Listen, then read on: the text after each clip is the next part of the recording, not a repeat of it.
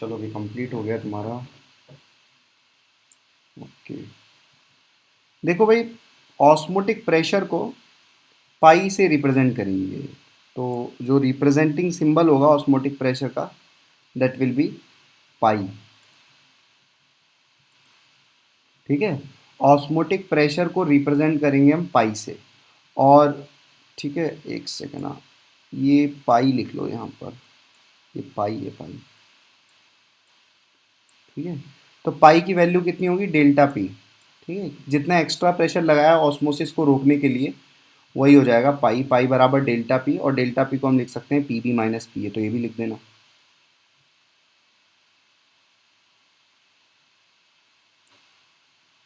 ठीक है,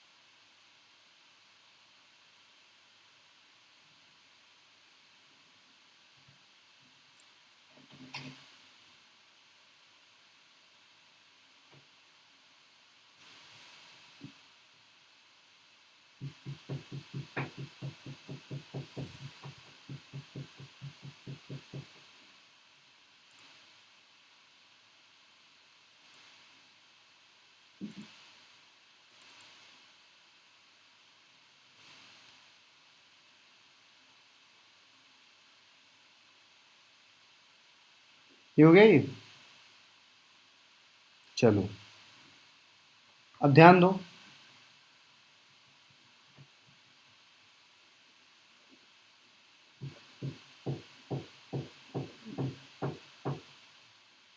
एक सेकंड रुको, तो क्या हो गया इसमें।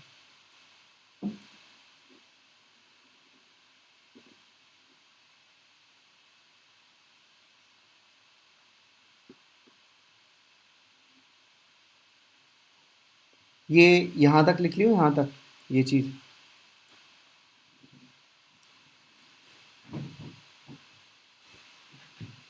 अब देखो यहाँ पे ध्यान से, मान लो एक केस, फिर से एक केस अज्यूम करते हैं। ठीक है, एक केस अज्यूम करते हैं वापस से, कि इनिशियली हमने एक तरफ ए सोल्यूशन ले लिया और एक तरफ बी सोल्यूशन ले लिया। ठीक है, और देखो यहाँ पे जो लिक्विड का लेवल्स है वो ऐसे ऐसे है। ए का लेवल ऐसे है और बी का लेवल ऐसे है। ठीक है, वापस से कॉन्सेंट्रेशन ए की अभी भी ज़्यादा है और बी की अभी भी कम है। मतलब बी को ऐसा मान लो कि सॉल्वेंट है वो, और ए की कॉन्सेंट्रेशन ज़्यादा है। तो आपको ये समझ में आ गया होगा कि बी से ए की तरफ पार्टिकल्स मूव करना स्टार्ट करेंगे। ठीक है, बी से ए की तरफ पार्टिकल्स मूव करना स्टार्ट करेंगे। तो टाइम के साथ क्या होगा, बी की जो हाइट है वो नीचे जाने लगेगी। ये देखो, ये नीचे चला गया है, और जो ए का हाइट है वो बढ़ने लगेगा। ठीक है, तो ए की तरफ लिक्विड राइज कर जाएगा। ठीक है, क्योंकि यहाँ पर जो कॉन्सेंट्रेशन है वो कम है, वो सॉरी वो ज़्यादा है। तो लिक्विड के मॉलिक्यूल्स कम थे, सॉल्वेंट के मॉलिक्यूल्स कम थे, इसलिए यहाँ से यहाँ तक वो मूवमेंट करना स्टार्ट कर दिए। और कब तक करेंगे, जब तक कि ये कुछ एच हाइट ना कवर कर ले। तो इन्होंने कुछ एक्स्ट्रा एच हाइट कवर कर ली। ठीक है, प्रेशर को मेंटेन करने के लिए। अब देखिए यहाँ से यहाँ पे कुछ प्रेशर आ रहा होगा। मान लो ये प्रेशर कितना है, पी बी है। ठीक है, ये प्रेशर कितना है, पी बी है। ठीक, और अब देखो यहाँ पर कितना प्रेशर आ रहा होगा, यहाँ पर कितना प्रेशर आ रहा होगा, अब आ रहा होगा यहाँ पर P A plus row G H. ध्यान से समझो, मैं बोल रहा हूँ यहाँ पर प्रेशर इस वाली साइड प्रेशर कितना है, पी बी है। ठीक है, और ये वाली साइड प्रेशर क्या है, पी ए। ठीक है, तो अब ध्यान दो, यहाँ पे अब मैं क्या लिख सकता हूँ, मतलब एक सेकंड रुको तो ये, हाँ, अब समझो ध्यान से। देखो इस वाली साइड ना प्रेशर पी बी है। इस तरीके से। और इस वाले साइड पहले प्रेशर कितना था, इस वाले साइड पहले प्रेशर पीबी था, इस वाले साइड पहले प्रेशर पीए था। ठीक है, अब ए वाले साइड प्रेशर क्या हो चुका है, पीए प्लस रो जी एच हो चुका है ना, पीए प्लस रो जी एच हो गया है ना। इस वाले साइड देखो प्रेशर पीए प्लस रो जी एच हो गया है इस वाले साइड। ठीक है, और अब ये पीबी के बराबर हो चुका है, अब ये पीबी के बराबर हो चुका है। तो जो डिफरेंस ऑफ प्रेशर है मतलब पीबी माइनस पीए, उसको मैं अब कितना लिख सकता हूँ, रो जी एच। ये आपने फिजिक्स में पढ़ा होगा। अगर ये एच हाइट एक्स्ट्रा चला गया, ये देखो ये यहाँ से ये एच हाइट ऊपर चला गया, ये एच हाइट ऊपर राइज कर गया ये कॉलम, तो एच हाइट राइज कर देने से ये rho G H extra pressure exert करेगा ए साइड में। तो पहले तो प्रेशर पीए लग रहा था जो कि पीबी से कम था, इसीलिए तो सॉल्वेंट के मॉलिक्यूल्स बी से की तरफ जा रहे थे। अब जो है वो जब एक्स्ट्रा राइज कर गया, तो राइज करने से वो प्रेशर ए वाला साइड प्रेशर कितना लगाने लगा है, पीए प्लस रो जी एच लगाने लगा है। ठीक है, अब वो पीबी के बराबर हो जाएगा, मतलब कितना एक्स्ट्रा प्रेशर लग गया ए साइड में, रो जी एच एक्स्ट्रा प्रेशर लग गया। तो यहां पर ऑस्मोटिक प्रेशर कितना हो जाएगा, रो जी एच। तो इस रो जी एच को हम ऑस्मोटिक प्रेशर भी बोल सकते हैं। ठीक है, rho is the density of the solution.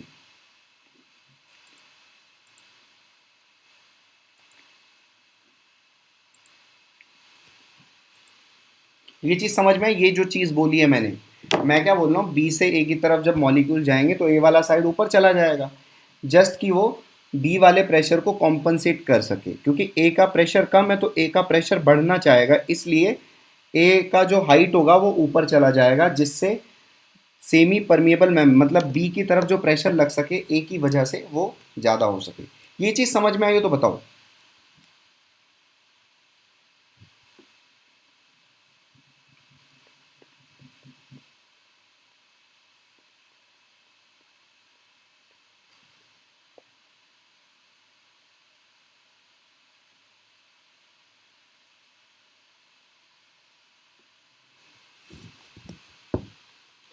और अगर डाउट हो इस चीज़ में तो भी बताना। ठीक है, आई होप ये चीज़ समझ में आ रही होगी, तुम हाइट क्यों बढ़ जाएगी हाइट। ठीक है, यही सारी चीज़ें इस चीज़ का रीज़न है।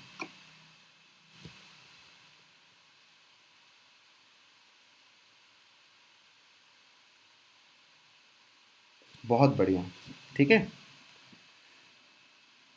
चलो तुम्हें समझ में आ गया। तो अब हम डेल्टा पी को रो जी एच लिख सकते हैं, और यही चीज़ क्या हो गई, पाई। ठीक है, यही चीज़ क्या हो गई, पाई। पाई क्या है, ऑस्मोटिक प्रेशर, क्योंकि इतना प्रेशर ए ने एक्स्ट्रा एग्जर्ट कर दिया। ये देखो, ये एक सेकंड अच्छे से बना देता हूँ, ये ए ने इतना प्रेशर एक्स्ट्रा एग्जर्ट कर दिया ऊपर जाके। ठीक है, तो ये extra pressure higher concentration side में जो लगता है जिससे कि ऑस्मोसिस रुक जाए, उसको हम क्या बोलते हैं, ऑस्मोटिक प्रेशर। तो यही क्या हो जाएगा, ऑस्मोटिक प्रेशर।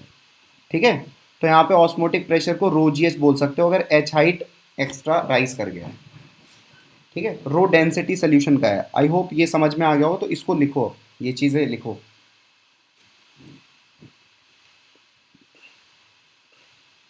लिख के हो जाए तो बताओ।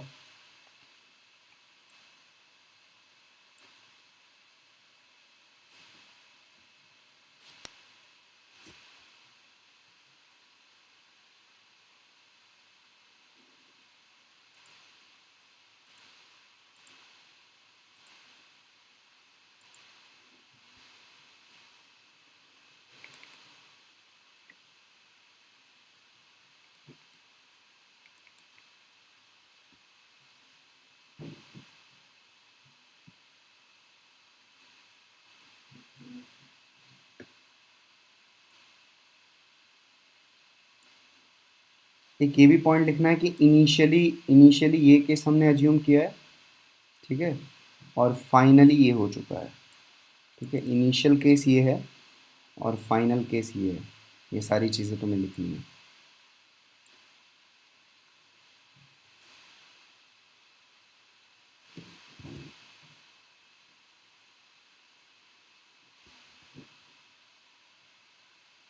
Scroll first okay.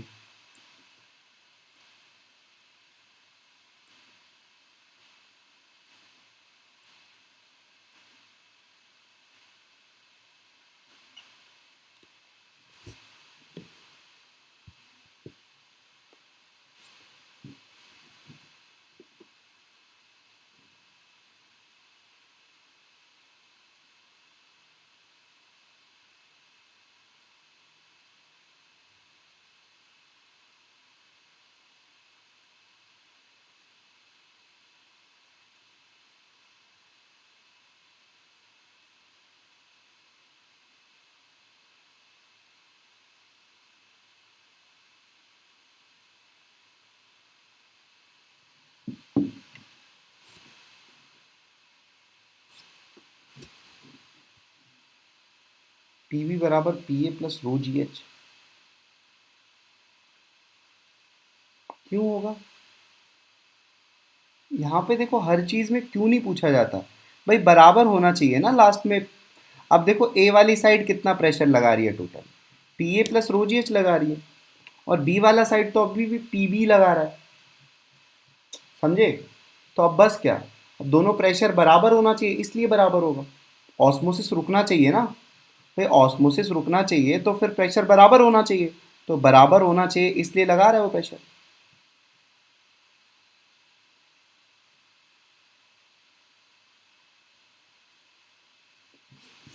I hope ये समझ में आया होगा कि बराबर क्यों होगा, भाई ऑस्मोसिस रोकना है, ऑस्मोटिक प्रेशर की बातें हो रही हैं।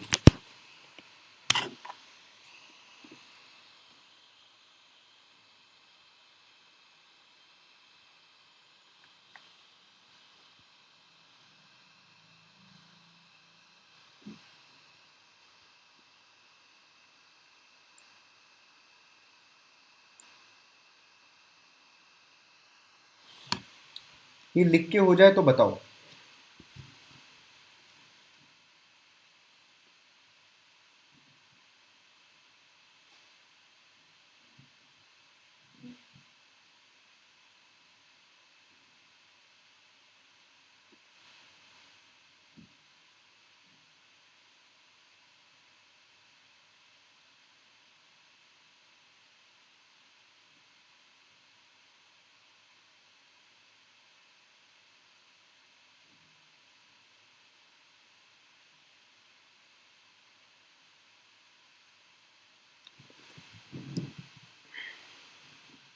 चलो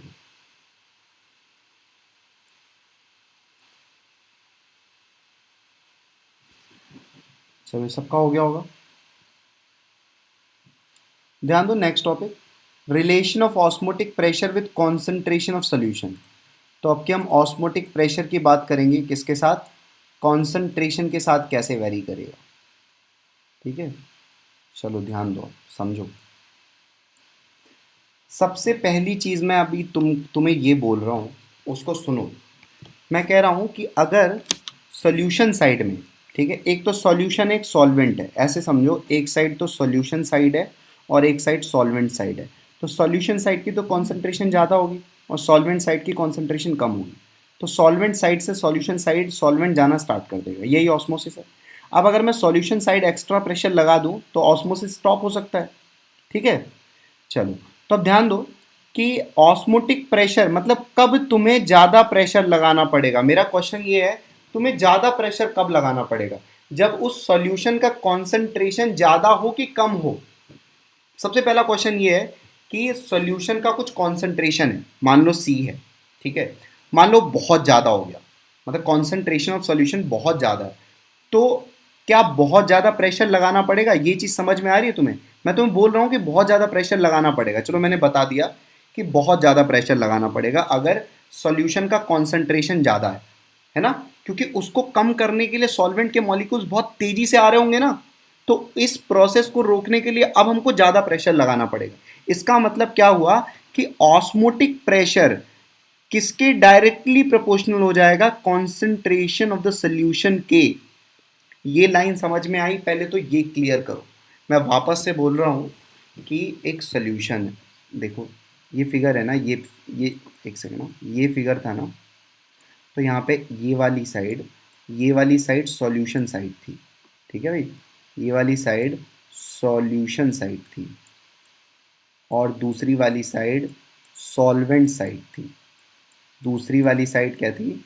सॉल्वेंट साइड थी, ठीक है। यहाँ पर खाली खाली क्या था? सॉल्वेंट था, ऐसा मानते हैं।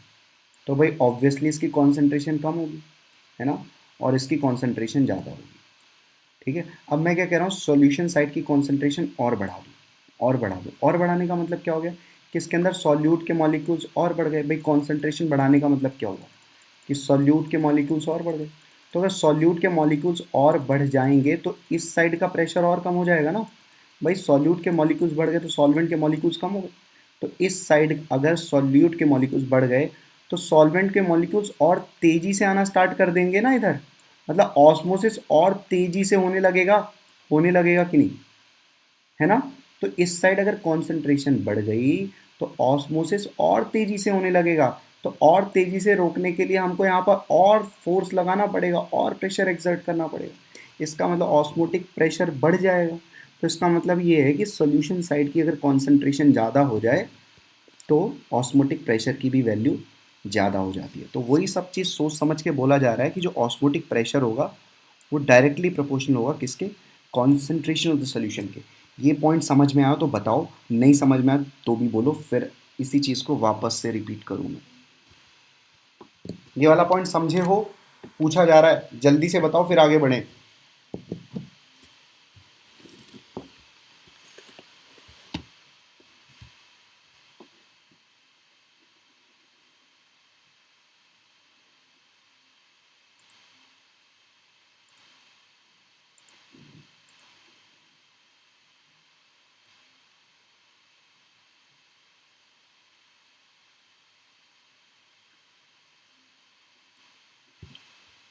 ये चीज़ समझ में आई है तुम्हें, जल्दी से कंफर्म करो, तुम भी तो करना है इसको। तुम्हें ये लाइन समझ में आई क्या कि pi is directly proportional to C, क्योंकि जितना ज़्यादा कॉन्सेंट्रेशन होगा सोल्यूशन का उतनी तेज़ी से सॉल्वेंट आएगा उसको नलीफाई करने के लिए, ठीक है, कॉन्सेंट्रेशन बराबर होनी चाहिए ना। बहुत बढ़िया, चलो भाई, तो ये पहला पॉइंट क्लियर हो गया हमारा कि pi is directly proportional to C, concentration के डायरेक्टली प्रोपोर्शनल होगा, ठीक है, बहुत बढ़िया। अब ध्यान दो, दूसरी बात समझो कि pi is directly proportional to temperature मैं बोल रहा हूँ, ये एक्सपेरिमेंटल है, मान लो ये एक्चुअली ये दोनों एक्सपेरिमेंट परफॉर्म किए गए हैं कि जो ऑस्मोटिक प्रेशर होता है वो डायरेक्टली प्रोपोर्शनल होता है कॉन्सेंट्रेशन ऑफ सोल्यूशन के, और डायरेक्टली प्रोपोर्शनल होता है टेम्परेचर ऑफ द सोल्यूशन के। अब देखो इस चीज़ को समझो थोड़ा सा, टेम्परेचर ऑफ सोल्यूशन के क्यों डायरेक्टली प्रोपोर्शनल है ऑस्मोटिक प्रेशर। अब ध्यान दो, अगर मान लो मैं टेम्परेचर दोनों साइड का बढ़ा दूँ, मतलब वापस से चीज़ सुनो ध्यान से, मान लो ये हमारे पास है कंटेनर, ठीक है, इसकी दो साइड हैं, एक साइड ये है और एक साइड ये है, ठीक है। अब एक साइड में तो भाई सोल्यूशन, ठीक है, ये वाली साइड क्या है, सोल्यूशन साइड है, और ये वाली साइड क्या है, सॉल्वेंट साइड है, ठीक है। तो एक साइड सोल्यूशन साइड है, एक साइड सॉल्वेंट साइड है। अगर मैं टेम्परेचर इंक्रीज कर दूं, ठीक है, तो आप मुझे बताओ टेम्परेचर जब मैं इंक्रीज कर दूंगा, अगर मान लो सॉलिड का टेम्परेचर इंक्रीज कर दूं और लिक्विड का टेम्परेचर इंक्रीज कर दूं, तो कौन से पार्टिकल ज़्यादा तेज़ी से मूव करना स्टार्ट करेंगे, सॉलिड के या लिक्विड के। ठीक है, तो ये तो आप भी बता दोगे कि अगर सॉलिड और लिक्विड का टेम्परेचर रेज किया जाए तो लिक्विड वाले पार्टिकल तेज़ी से मूव करना स्टार्ट करेंगे, because they are free to move, उनके बीच में अट्रैक्शन कम है, ठीक है। तो यहाँ पर तो खाली खाली सॉल्वेंट साइड में तो लिक्विड ही है, ठीक है। तो इसका मतलब क्या होगा, ये वाले पार्टिकल ज़्यादा तेज़ी से मूव करना स्टार्ट कर देंगे, ज़्यादा तेज़ी से फ्लो करना स्टार्ट कर देंगे, मानते हो कि नहीं। और सोल्यूशन साइड में तो लिक्विड के पार्टिकल्स कम है ना, मैं ऐसा बोल रहा हूँ कि सॉल्वेंट के पार्टिकल्स कम है ना सोल्यूशन साइड में, तो ज़्यादा तेज़ी से ये सॉल्वेंट से सॉल्यूशन साइड में जाना स्टार्ट कर देंगे, तो फिर से हमको ज़्यादा प्रेशर एक्सर्ट करना पड़ेगा ना, हमको प्रेशर फिर से सॉल्यूशन साइड पे ज़्यादा लगाना पड़ेगा ना, जिससे ऑस्मोसिस रुक जाए। तो अगर टेम्परेचर बढ़ाएंगे तो सॉल्वेंट वाले और आक्रामक हो जाएंगे, मतलब और लड़ाई लड़ने के मूड में आ जाएंगे और वो तेज़ी से भागेंगे सॉल्यूशन साइड में।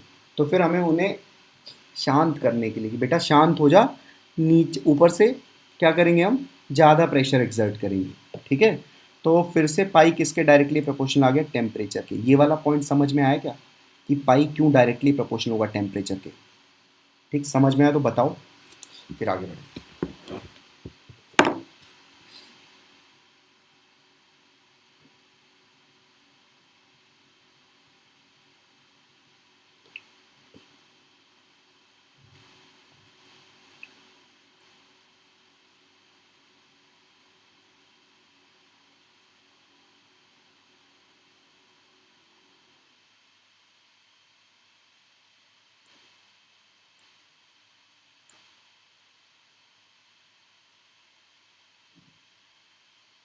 ये पॉइंट सबको समझ में आया ना, पाई डायरेक्टली प्रोपोर्शनल टेम्परेचर कैसे आया। और pi is directly proportional to concentration कैसे आया?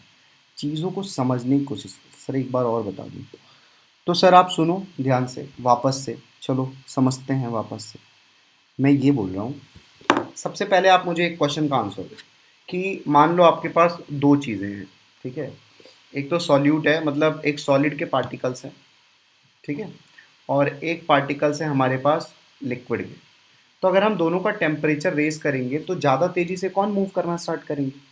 इट इज़ वेरी ऑब्वियस यार, लिक्विड के तेज़ी से मूव करना स्टार्ट कर देंगे, वो फ्री है, ठीक है। अगर गर्म करोगे तो लिक्विड वाले तेज़ी से मूव कर, और गैस वाले तो और तेज़ी से मूव करना स्टार्ट कर देंगे।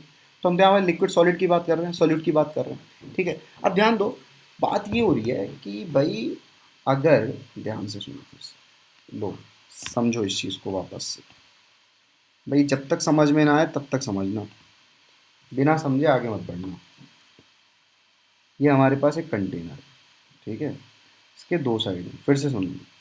ये वाला साइड में क्या है? सॉल्यूशन। भाई क्या है? सॉल्यूशन, मतलब भाई सोल्यूट भी है और सॉल्वेंट भी है। और दूसरी साइड क्या है? सॉल्वेंट, ठीक है भाई। दूसरी साइड क्या है? सॉल्वेंट। अब अगर मैं टेम्परेचर रेस करूँ, ऐसा थोड़ी ना एक ही साइड का टेम्परेचर रेस करूँगा, टेम्परेचर दोनों साइड का रेस होगा। टेम्परेचर रेस कर दिया मैंने, तो होगा क्या? सॉल्वेंट के पार्टिकल्स और तेजी से मूव करना स्टार्ट कर देंगे ना, क्योंकि लिक्विड ज़्यादा तेजी से मूव करना स्टार्ट करेगा अगर उसका टेम्परेचर बढ़ा दिया जाए, ठीक है। तो यहाँ पे तो ज़्यादा सॉल्वेंट, ज़्यादा लिक्विड के पार्टिकल्स हैं, तो ज़्यादा तेजी से मूव करना स्टार्ट करेंगे, मतलब सॉल्वेंट और तेजी से सॉल्यूशन साइड में जाना स्टार्ट कर देंगे। ऑस्मोसिस और तेजी से होने लगेगा, ऑस्मोसिस और तेजी से होने लगेगा। तो यहाँ पर ज़्यादा प्रेशर लगाना पड़ेगा ना ऑस्मोसिस रोकने के लिए। तो यहाँ पर ज़्यादा प्रेशर ऑस्मोसिस रोकने के लिए लगाना पड़ेगा, तो ऑस्मोटिक प्रेशर बढ़ गया। तो वही बोल रहा हूँ, टेम्परेचर बढ़ाओगे ना अगर, तो ऑस्मोटिक प्रेशर भी बढ़ जाएगा। ये चीज़ होगी। आई होप ये चीज़ समझ में आई होगी। समझ में आ गई तो लिखो इसे जल्दी। Pi is directly proportional to C, pi is directly proportional to temperature. तो pi is directly proportional to C T आ गया, मतलब कॉन्सेंट्रेशन और टेम्परेचर दोनों के प्रोपोर्शनल आ गया, ठीक है। Osmotic pressure concentration into temperature दोनों के प्रोपोर्शनल हो जाएगा, ठीक है। ये अब देखो यहाँ से प्रोपोर्शनलिटी हटाओगे तो प्रोपोर्शनलिटी कांस्टेंट आ जाएगा, और कांस्टेंट आता है आर, आर मतलब गैस कांस्टेंट। तो आप प्रोपोर्शनलिटी हटाओगे तो आपको एक प्रोपोर्शनलिटी कांस्टेंट मिल जाएगा, उसकी वैल्यू होगी आर। आर क्या है? Gas constant. तो याद रखेंगे आर वही है जो आप पी वी बराबर एन आर टी में आर करते थे। तो आर है अपना गैस कांस्टेंट, ठीक है। ये सारी चीज़ लिखो। तो यहाँ से एक फॉर्मूला आ गया, पाई बराबर सी आर टी, बहुत इंपॉर्टेंट फॉर्मूला है। ऑस्मोटिक प्रेशर में यही तो याद होना चाहिए, पाई बराबर सी आर टी आ गया, ठीक है। पहले यहाँ तक लिखो बस, पाई बराबर सी आर टी तक लिखो बस, तुम पाई बराबर सी आर टी तक, मुझे लगता है हो भी गया होगा लिख के, है ना? ये लिख चुके हो ना?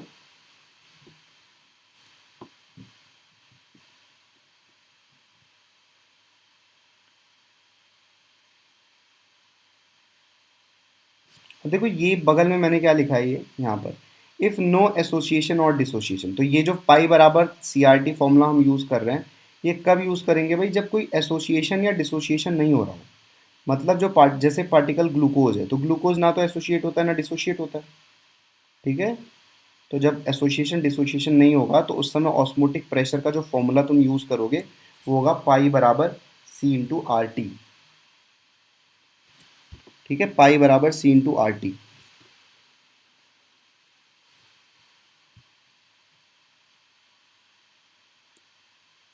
ठीक है। ये बात समझ में आई? पाई बराबर सी इंटू आर टी, कोई एसोसिएशन डिसोसिएशन नहीं होगा तब हम यूज़ करेंगे, ठीक है। ध्यान से सुनो तुम, कॉन्सेंट्रेशन के डायरेक्टली प्रोपोर्शनल कैसे होगा? ज़्यादा कॉन्सेंट्रेशन हो जाएगी तो ज़्यादा, अभी के लिए याद कर लिया, तुम क्या करना ना, अभी काफ़ी आगे बढ़ चुके हैं हम, तो वापस से हमें फिर पीछे जाना पड़ेगा। इसलिए क्या करना, जब ये स्ट्रीम ख़त्म होगा तो वापस से कुछ देर बाद, हो सकता है 4-5 घंटे बाद, ये चैनल पर पब्लिश हो जाएगा वीडियो, उसके बाद जाके वापस से इसका एक्सप्लेनेशन सुन लेना, ठीक है, क्योंकि इस समय वापस से पीछे जाना दिक्कत वाला काम है, ठीक है भाई। तो यहाँ तक हो गया होगा। पाई बराबर सी आर टी का फॉर्मूला कब यूज़ करेंगे, जब कोई एसोसिएशन या डिसोसिएशन नहीं हो रहा हो, जैसे ग्लूकोज, यूरिया या कोई भी ऑर्गेनिक कंपाउंड हो गया जो जो टूटते उठते नहीं है।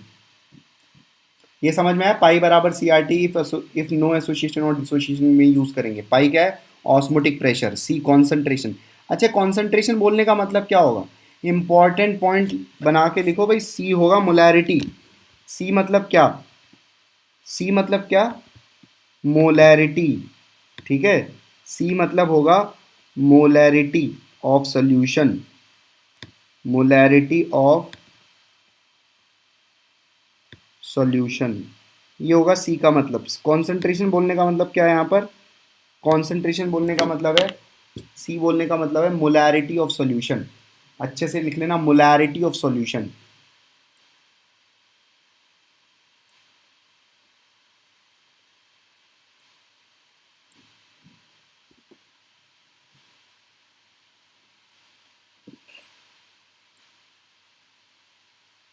ये लिख लियो।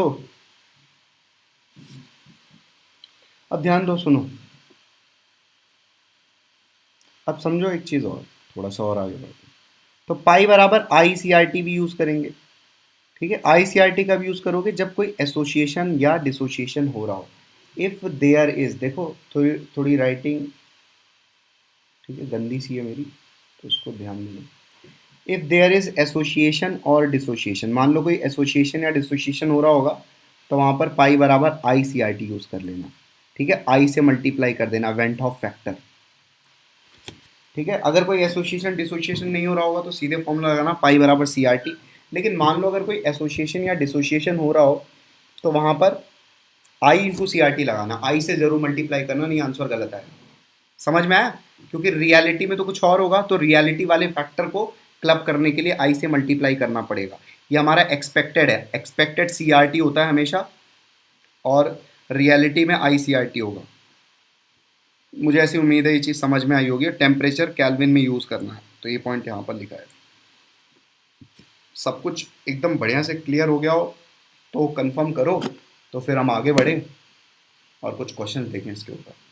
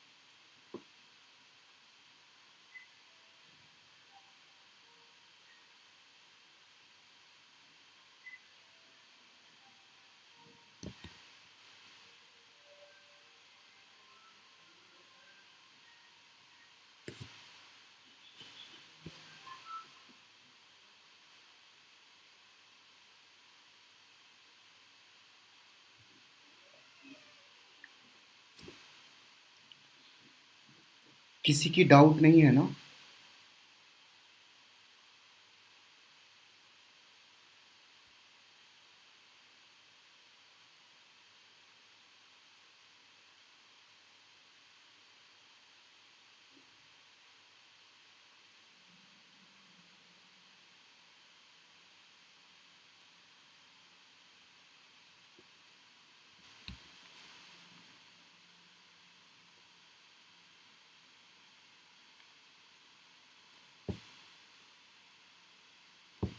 चलो, अगर डाउट नहीं है तो क्वेश्चन नंबर 1 सॉल्व करो। तुम्हारे सामने क्वेश्चन नंबर 1 दिख रहा होगा। ठीक है, ये रहा question number 1। Calculate osmotic pressure of glucose at 300 Kelvin if 360 gram of glucose is dissolved in water to form 2 liter solution. This is 2 liter solution. ठीक है, वापस से रिपीट कर रहा हूँ। Calculate osmotic pressure of glucose at 300 Kelvin if 360 gram of glucose is dissolve in water to form 2 liter solution. ये वाला question solve करो, लिखो और क्वेश्चन को सॉल्व करो अच्छे से, आराम से।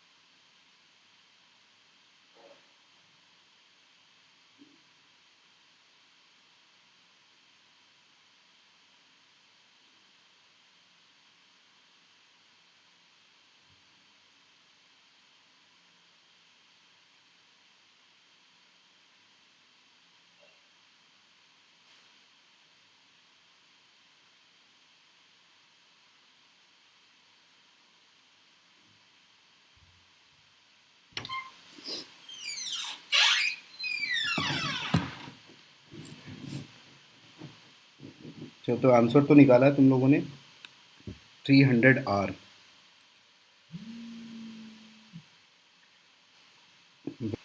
ठीक है, क्योंकि ये आ जाएगा 2/2। ठीक है, मोल 2 है और वॉल्यूम भी 2 है, तो कॉन्सेंट्रेशन 1 आ गई, तो पाई बराबर हो जाएगा C1 × आर की वैल्यू आर ही रहने देते हैं, इंटू टी, 300। तो आंसर 300R होगा। ठीक है, आर की वैल्यू चाहे तो रख दो 25/3। ठीक है, समझ में आए? समझ में आया तो सबको बताओ।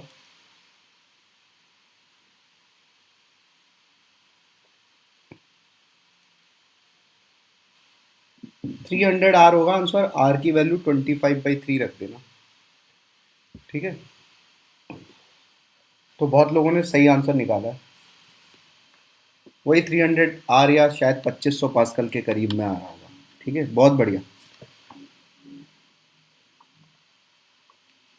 सबको समझ में आ गया ये?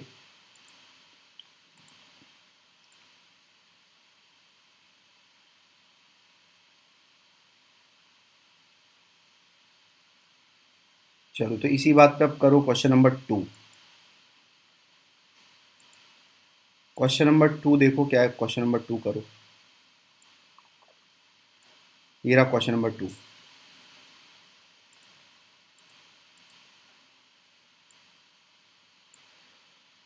सो ये रहा क्वेश्चन नंबर 2।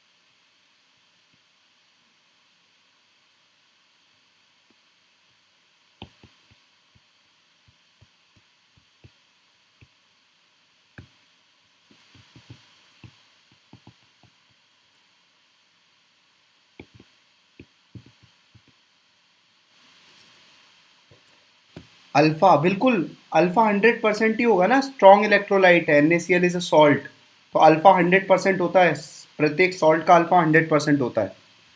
ठीक है, करो क्वेश्चन।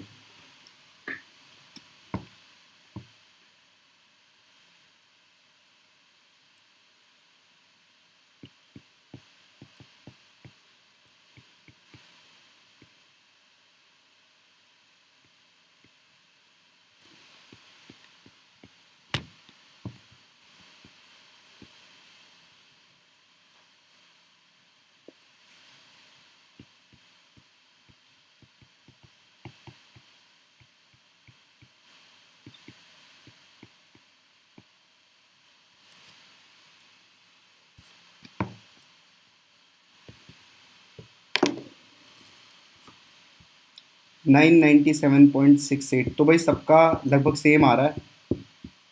ठीक है, तो मुझे लगता है सही होगा। ठीक है, मैं बता दे रहा हूँ यहाँ पर, सुनो। देखो, NaCl का ऑस्मोटिक प्रेशर कैलकुलेट करना, तो आई की वैल्यू तो 2 आएगी यहाँ पर। ठीक है, तो 2 से मल्टीप्लाई करेंगे किसको, कॉन्सेंट्रेशन निकाल लेंगे, कॉन्सेंट्रेशन 997.7 बोल दिया या 997.6 बोल दिया, जो भी आया, या 1000 पास्कल बोल दिया। ठीक है, यहाँ पे आई की वैल्यू जिन्होंने नहीं लिखी होगी, वहाँ पर उनका आंसर 500 आ रहा होगा। ठीक है, तो वो गलत आंसर है, क्योंकि यहाँ पर i into C R T formula लगाना, अगर कहीं पर भी एसोसिएशन या डिसोसिएशन की पॉसिबिलिटी बनती है, तो वहाँ पर ध्यान रखना आई सी आर टी फॉर्मूला लगेगा। ठीक है, तो आई होप ये समझ में आ गया होगा। चलो, ये समझ में आ गया हो तो नेक्स्ट क्वेश्चन लिखो। इसका आंसर 1000 है। ये रहा नेक्स्ट क्वेश्चन।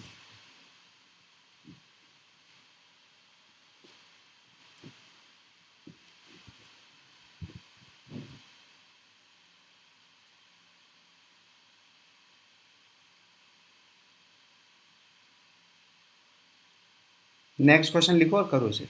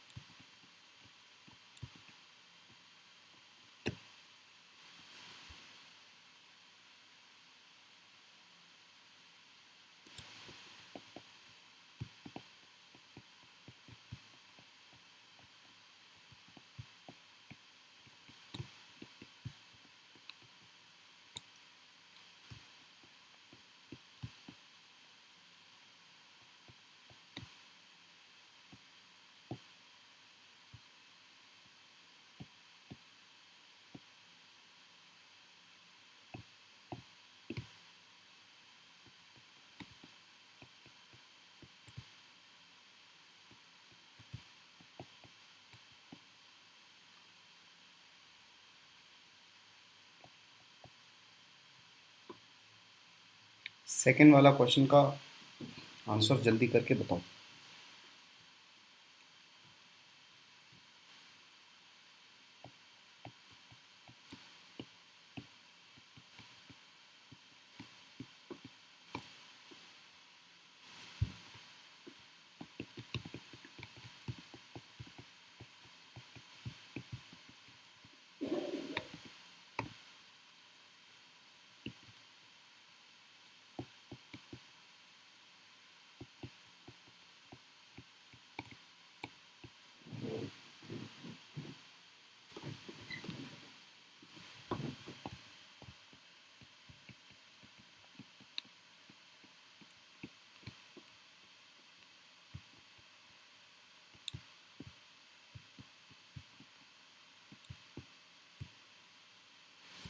बाकी सब लोग निकालो इस क्वेश्चन का आंसर।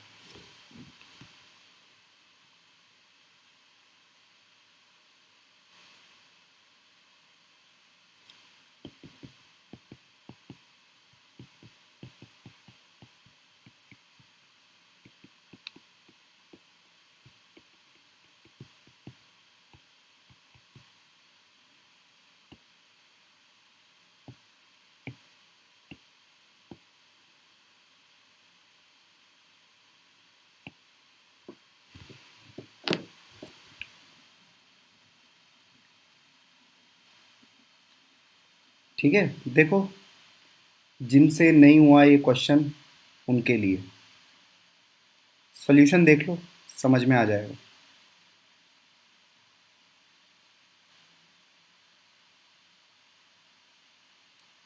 जो नहीं कर पाए हैं वो ऐसे कर सकते हैं, ठीक है, उनके लिए सॉल्यूशन रेडी है, देख लें।